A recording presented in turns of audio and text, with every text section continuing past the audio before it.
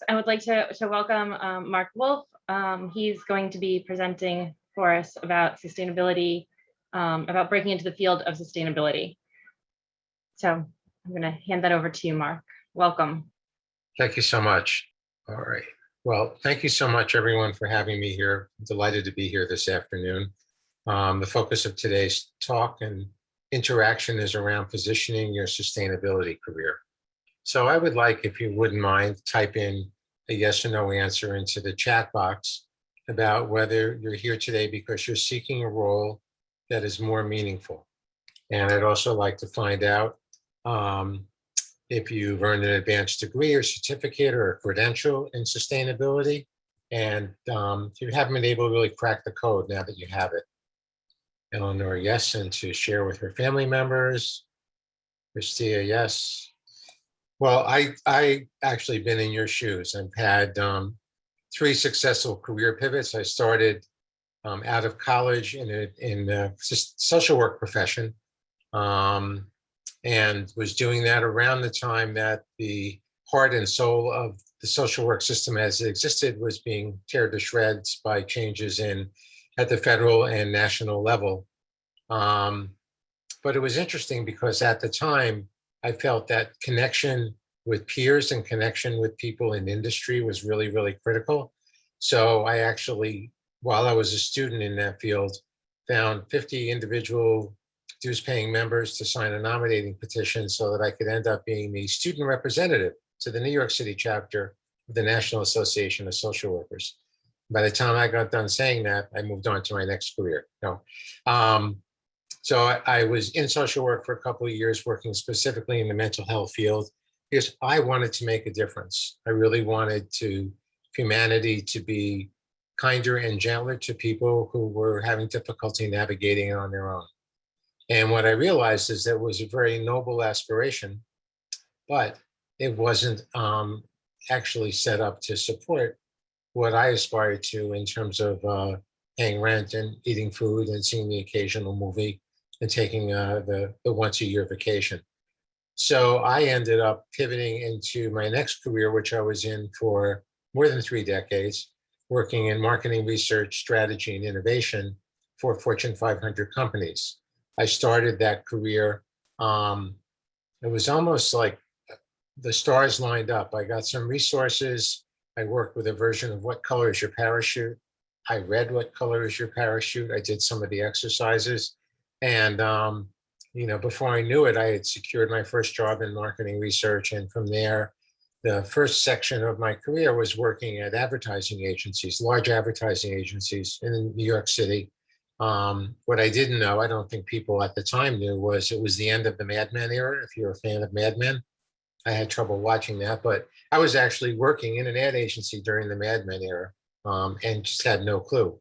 What really inspired me was the depth and breadth of education I got around human decision making and how people responded to stimulus, advertising, why values mattered, why they would and wouldn't behave in certain ways depending on the message that was being presented on TV, radio, and newspapers. This is in the pre-cable period.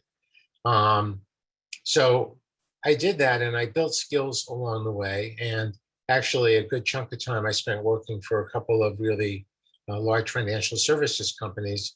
But as I got more skilled and became more of a subject matter expert, I realized that I was missing meaning and consciousness and my journey and what I wanted to do and what I wanted to be known for in the world.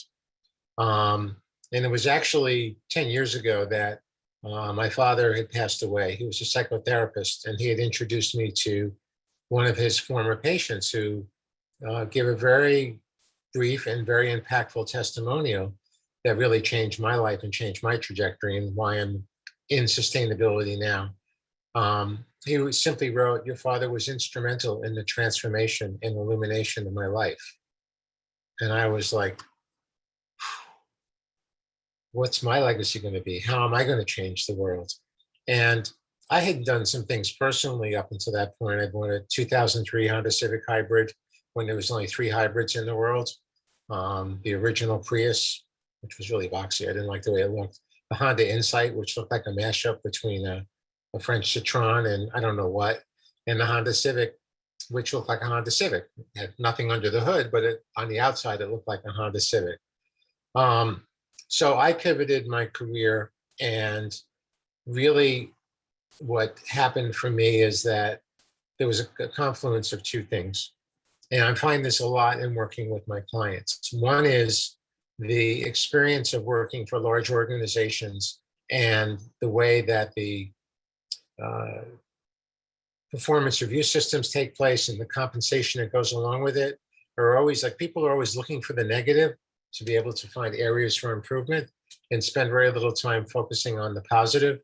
And I was also doing benchmarking of the role that I held. I was an officer in the last company I worked for, and I looked at other companies hiring my position, and they basically were all looking for an advanced degree, specifically MBAs. Now, in the field of human behavior, I always felt that MBAs were not necessarily the ideal degree because it was very spreadsheet oriented. And in being able to collect data and interpret people's values, attitudes, and beliefs, I felt a more wide-ranging and broader academic education provided more insight that came along with that. Anyway, all this to say that after a successful career, I decided to go out and get a master's degree in sustainability management. And this was during the time of the Bloomberg administration in New York City.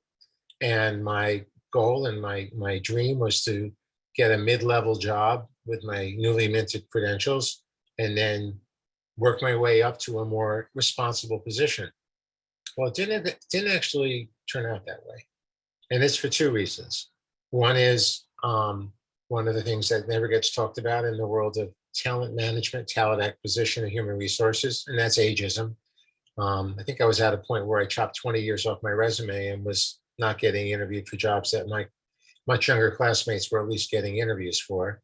And I think the other part was that the roles as they were being defined at that point were a lot more about checking a box than they were about driving business decisions through a sustainability lens. And that's really where my passion lay. It's like, with all the knowledge that I've acquired around human decision-making and business decision-making, how could I use my understanding of the principles and of the language of sustainability to help people make decisions in their own life and in their businesses that created less carbon, created less trash, and basically paid more attention to the limited resources that the planet that we live on and sustains us had to offer. So when I made a pivot after a degree into starting my own business, nobody was more surprised than me that I ended up being an entrepreneur. If you had told me even a dozen years ago, Mark, you're never going to work for anyone else other than yourself again, I would have said, that sounds like a nice cocktail. Can you share some with me? And what I find is that when I talk with my clients who identify with my having been in their shoes, they've had similar frustrations. Okay, they're looking for more meaning and more impact, and they're looking to actually, initially, people try to do that within the organizations that hire them.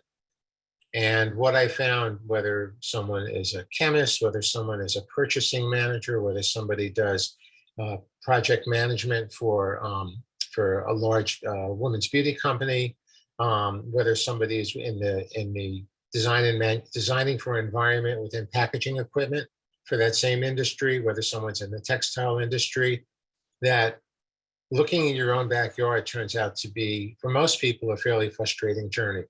Because once you've been with an organization for a while, you get a reputation and a set of assumptions about who you are and what you bring as value to the organization.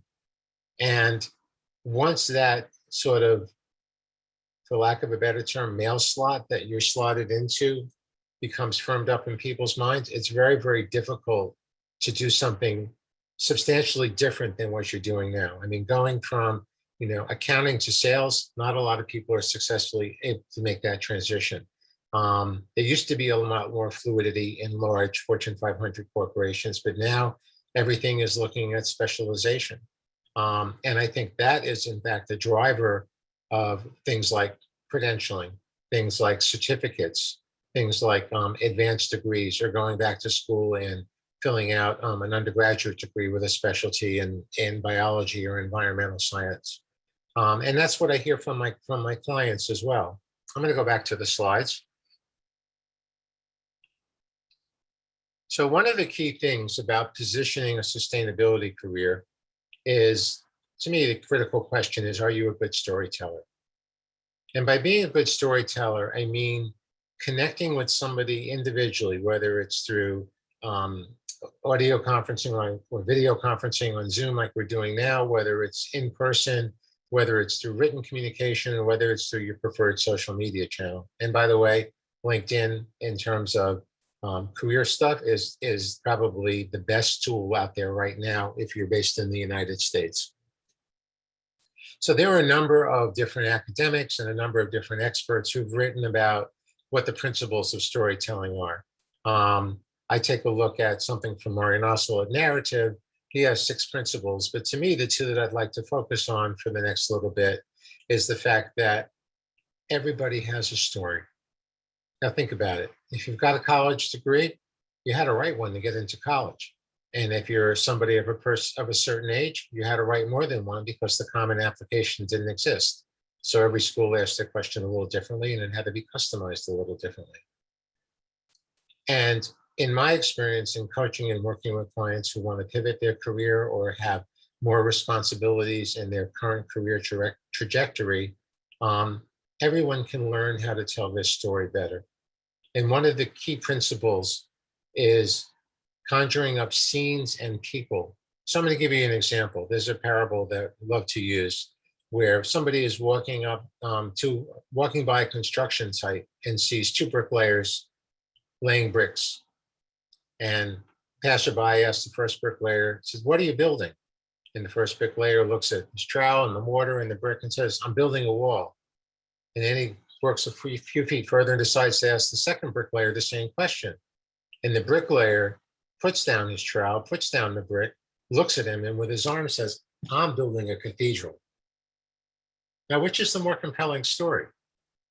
The bricklayer who lays bricks, the bricklayer who's building a wall, or the bricklayer who's building a cathedral? And I think these are skills that are oftentimes not encouraged in the world of work, but they're absolutely critical for connecting with people, because stories keep you connected to the people who are listening to you, and stories are what you want to listen for when you're working on connecting with people. Next slide. So what I'd like to focus on are what I call the 3 Ps for your career. It's passion. Some people like to use the word purpose, positioning, and plan.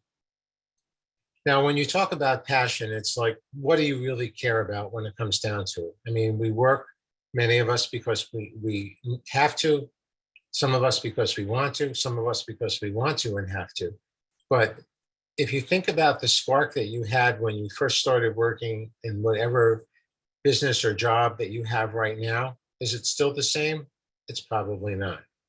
Having positioning and positioning yourself is really critical. And it's really the focus of today's conversation.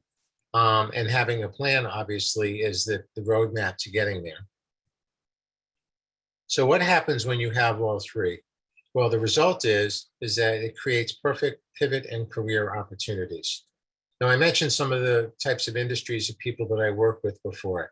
In one example, I'm working with someone who's trained as a chemist at a large fertilizer company, who figured out a way to create a really amazing job in product stewardship that allowed them to bring relatively new skills and certifications to sustainability to the job.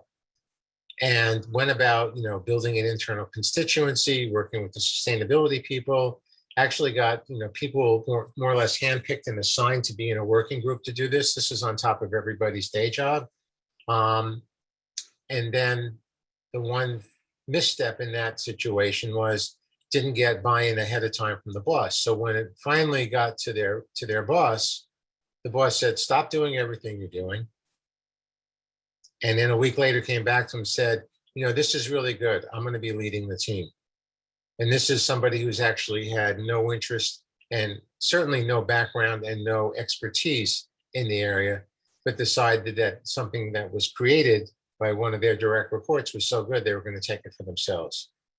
So while this individual was working on positioning themselves as an expert and doing on their own time presentations about sustainability 101 and sustainability 102 and how does it tie into the fertilizer business, they really didn't have a comprehensive plan about how they were going to get to be the only person who should be leading this product stewardship team.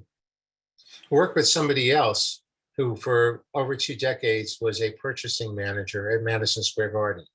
And during that time, different university went out and got a master's degree in sustainability management and actually really was passionate about it and tried to incorporate it into purchasing decisions. Like biodegradable cups, not interested. Like paper that was sourced from, not from virgin material, not interested. And it was pretty frustrating to have that experience and know that you can make a difference and be part of an organization that really wasn't that interested in it. So ultimately, we worked together and they applied for a job, which at the outset, they gave me 5 reasons why this employer would love them and 5 reasons why they wouldn't want the job. And ultimately, when they did take the job doing purchasing at the Culinary Institute of America, in our work together, we tied her dreams and her passion about having impact into the negotiating that she did. So that part of the job responsibilities, which were not part of the original job spec, are being on the campus sustainability committee, deciding on things like what gets planted on the outside, what kinds of chemicals are being used to maintain the building, what kinds of vehicles are being used in the fleet, where the locally sourced food is coming from, what the sustainable and regenerative farming practices are from the people providing food that she's purchasing, as well as is going to be, as part of her job, teaching the next generation of chefs who are coming to be trained there. So those are a couple of examples about how you can tie, the three P's together. I work with another client of mine, and by the way, the people that I'm referring to, for the most part, participated in an 8-week sustainability career workshop that I did, and I'm going to be launching another one on September 21st. I work with somebody else who is working, as a sub of the EPA in pollution prevention.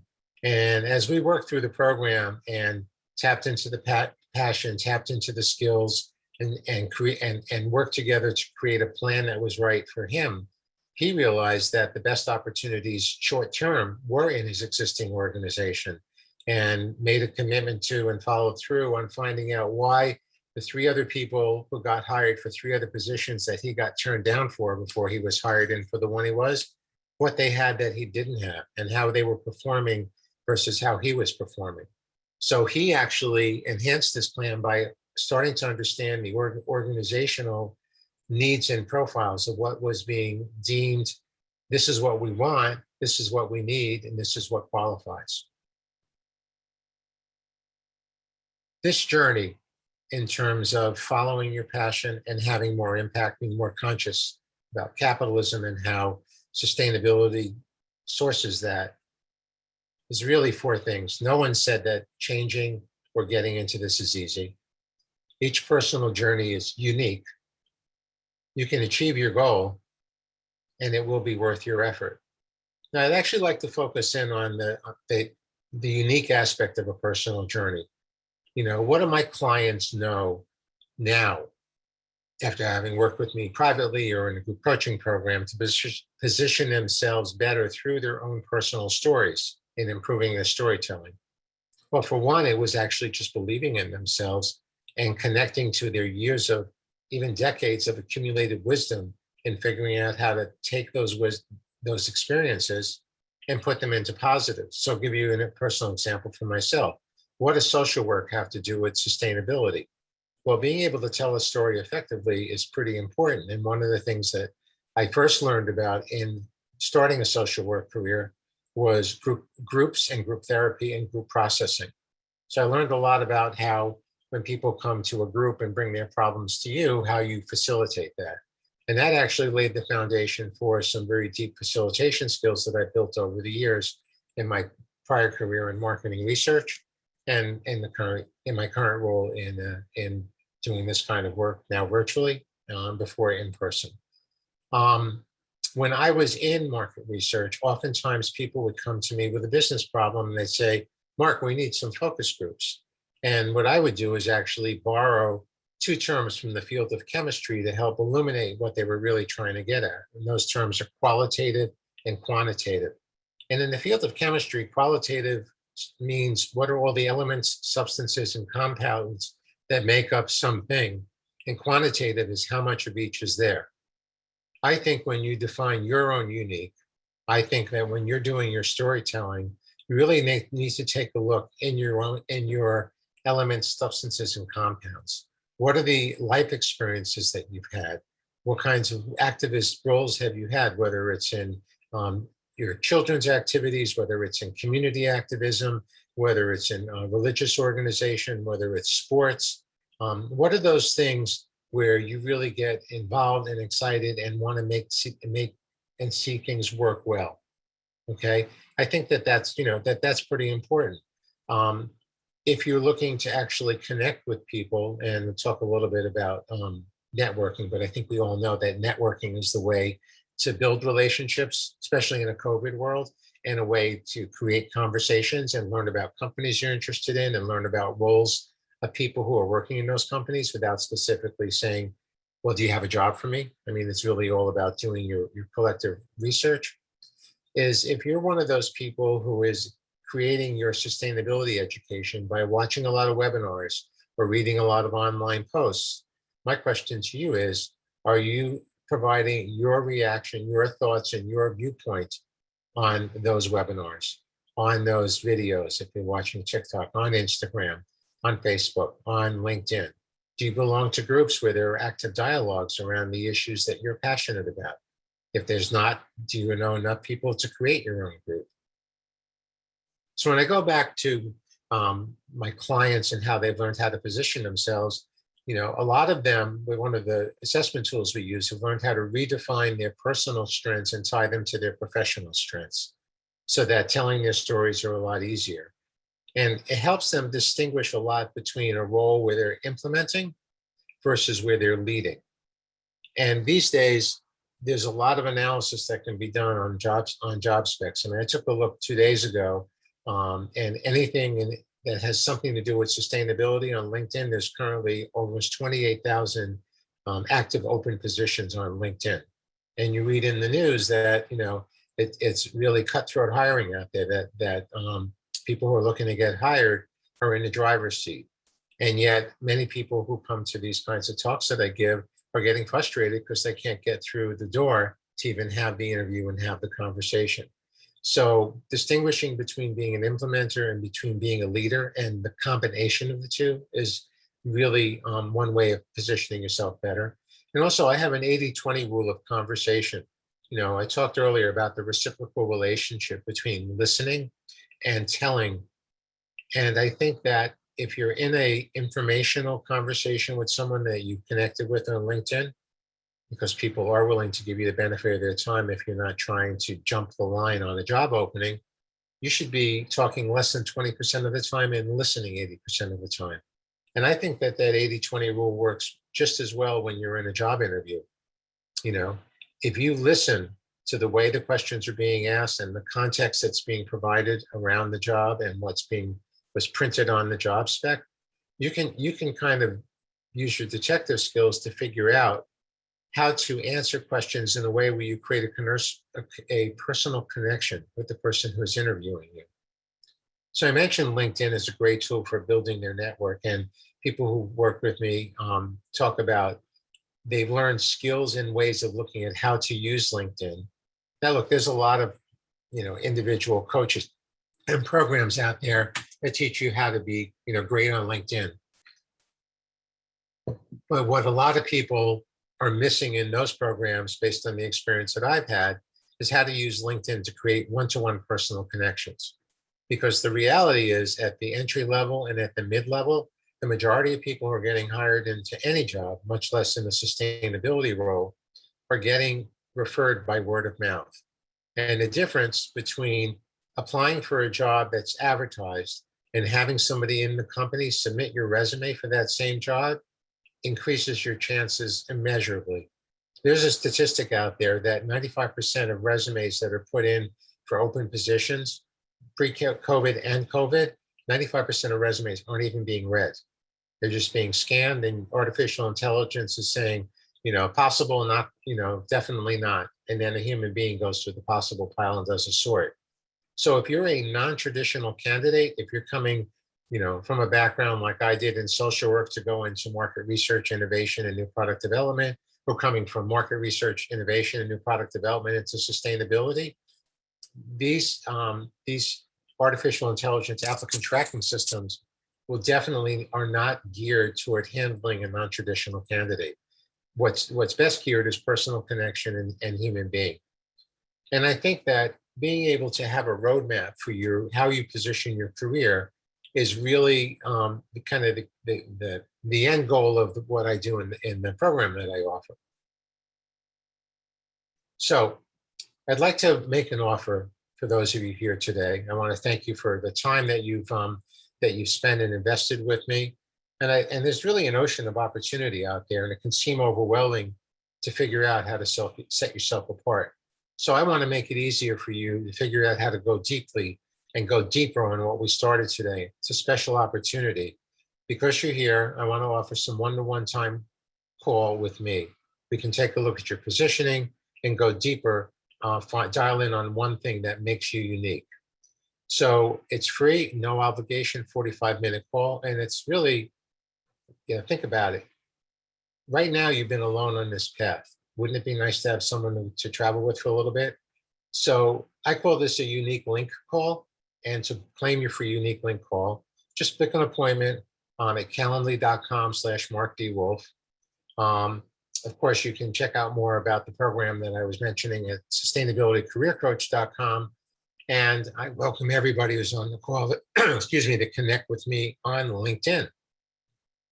And with that, I am happy to take answers, questions, comments.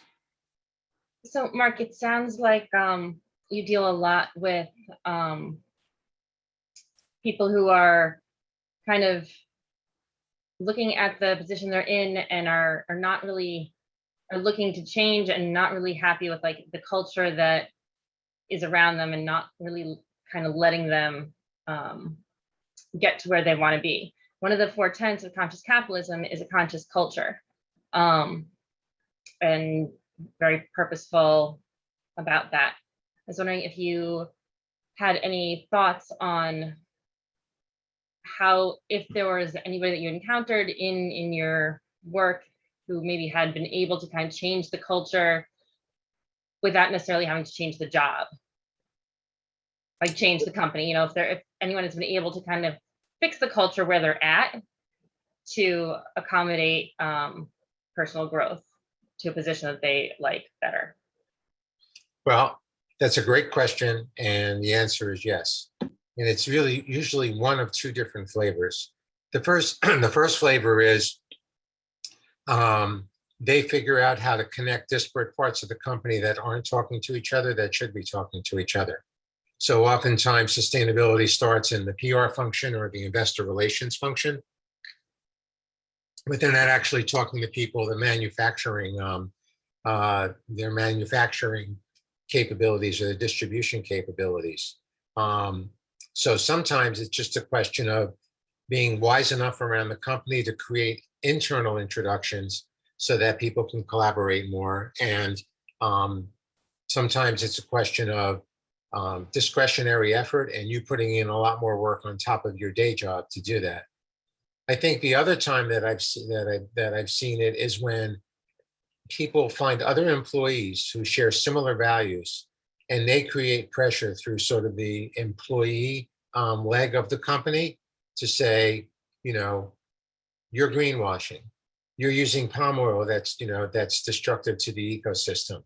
Why aren't we reducing our carbon footprint? how come you don't, make this why aren't we on the list of great companies to work for, or most, GLBTQ friendly companies to work for, or the most environmentally conscious, sustainable companies to work for?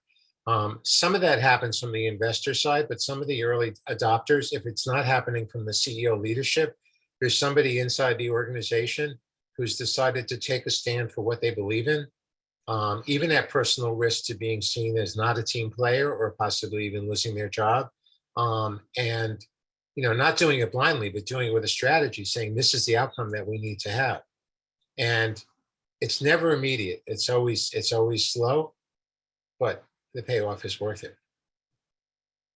So, Dad, you posted in here, and I think there's a question in here reflecting on your personal journey, your wisdom and skills.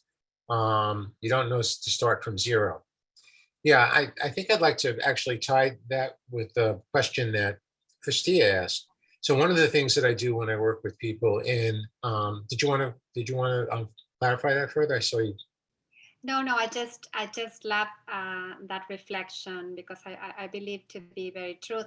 My personal story, it's a little bit. I'm a background. I'm a corporate lawyer, and I transitioned to sustainability. And one of the things that the process that I went through was, okay, how can I use my skills, my experience, everything, my personal journey, living abroad, and all the things that I've been through towards what I am more passionate about, and how can I, and where, using those things, I can generate the greatest impact that is important to me. So I think that is very, very important, and I love that idea that you mentioned. Yeah. Well, you said you have a legal background. Did you say? Yes. So it's interesting. I just heard from the company I left 10 years ago. So I still own some of their products, that they had a new CEO. That's not unexpected, but their new chief marketing officer and chief technology officers are both lawyers who came from positions with a lot of legal responsibility and not necessarily a marketing or technology responsibility.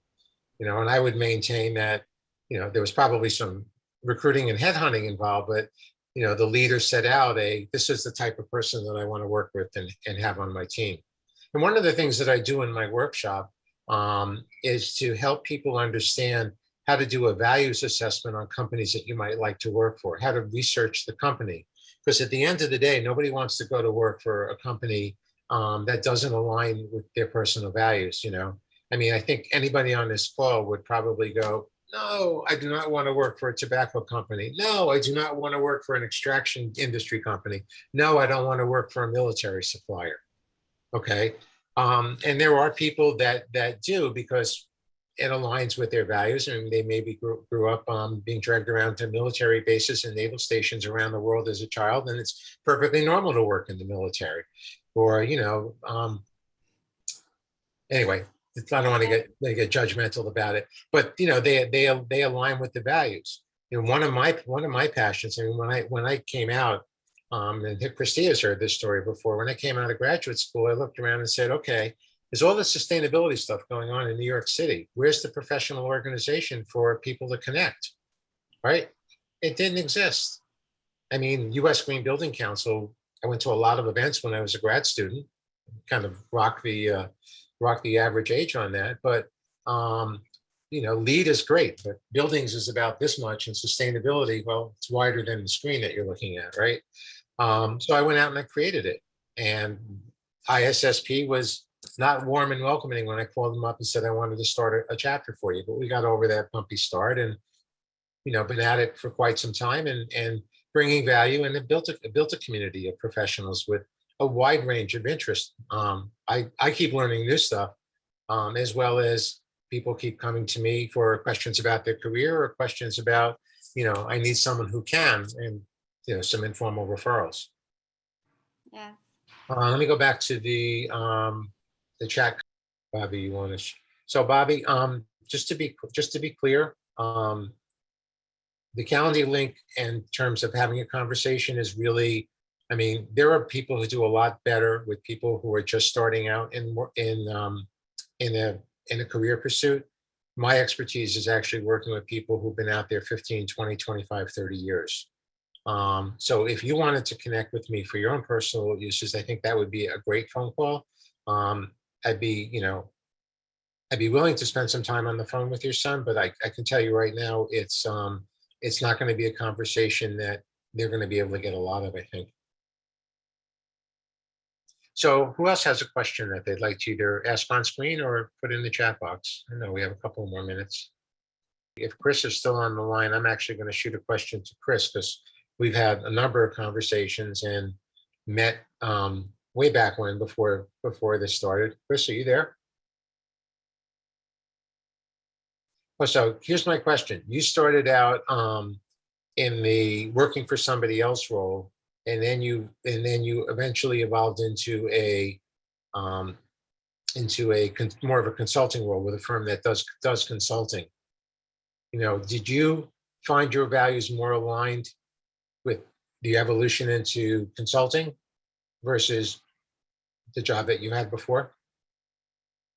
Having trouble with her audio, so that's why she wasn't able to respond.